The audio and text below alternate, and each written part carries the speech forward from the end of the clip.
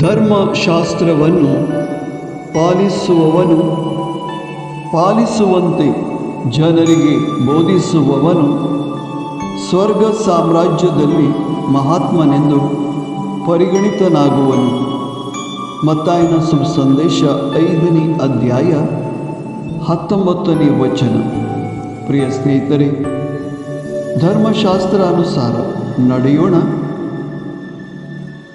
ಮತ್ತು ಈ ವಾಕ್ಯಾನುಸಾರ ಸ್ವರ್ಗ ಸಾಮ್ರಾಜ್ಯಕ್ಕೆ ಬಾಧ್ಯಸ್ಥರಾಗೋಣ. ಆಮೇನ್.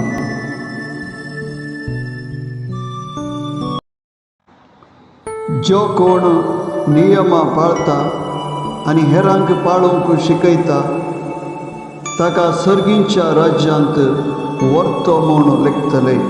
मत्तेवाची शुभवार्ता 20:5-19. जेजूच्या आदेशाप्रमाणे नियमशास्त्र आम्ही पाळया आणि सर्गींच्या राजाचे वर्तेपण जोडून घेऊया. आमेन.